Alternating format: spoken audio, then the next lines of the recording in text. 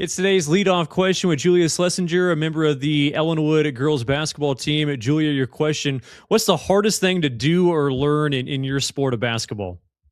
I would say the hardest thing is resetting after mistakes so that way it doesn't affect the rest of your game. Just mentally staying strong throughout the game after, mistakes are just a hard run, just staying focused on the goal at hand.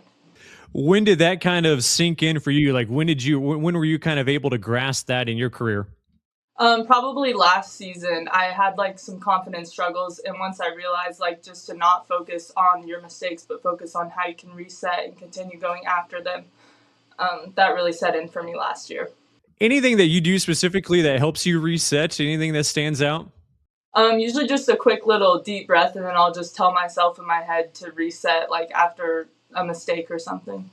Any as far as getting your teammates on that same page, what do you do to try to help them? I just try to focus on a positive mindset. Even in warm-ups and stuff, if someone's I'm not shooting good today or something, I tell them to reframe that to a positive way, so that way they can just keep focusing on the good. That is Julia Schlessiger, a member of the Ellinwood basketball team, with our leadoff question. It is today's leadoff question with Regan Widener, a member of the Ellinwood basketball team. Regan, your question: what's the hardest thing to do or learn in your sport?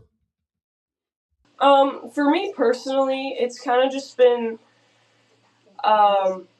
being comfortable with contact, putting myself in better positions on the court to score, especially, as I'm becoming comfortable with a position in the post. You really have to, be aware of that and be comfortable with that. So pushing through contact.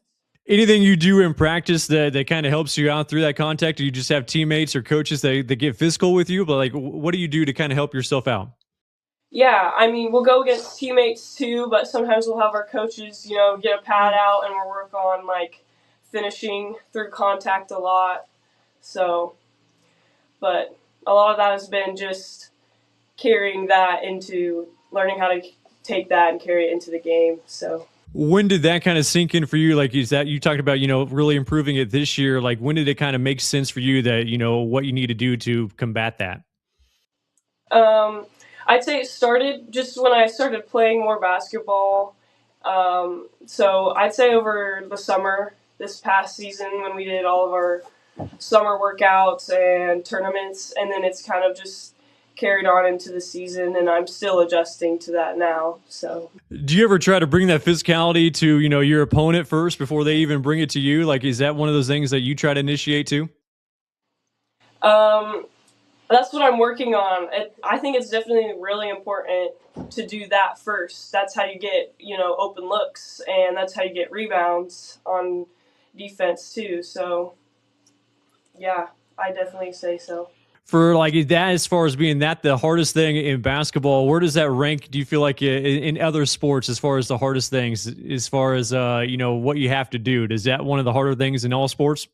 Depends on the sport, because not all sports require that contact, but especially in higher contact sports, I definitely say that's one of the top reasons. That is Regan Widener with the Ellinwood basketball team with our leadoff questioner.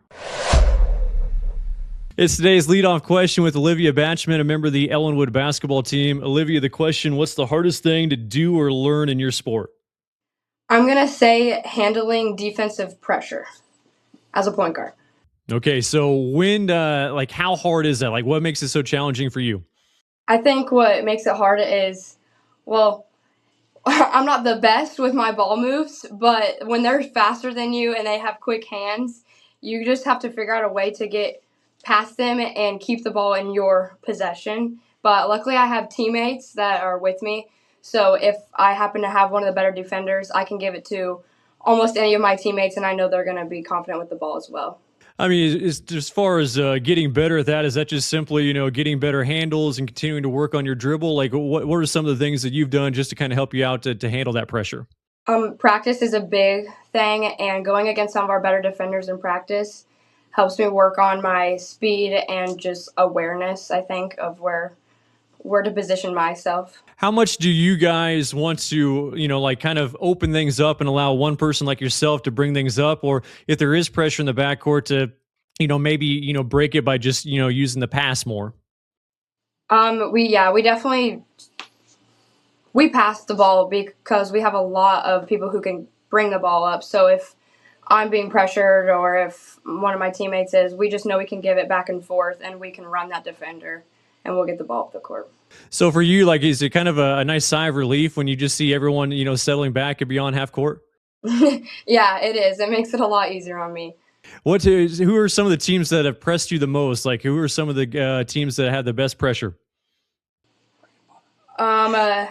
This past game we just played last night, St. John, I had a pretty good defender on me.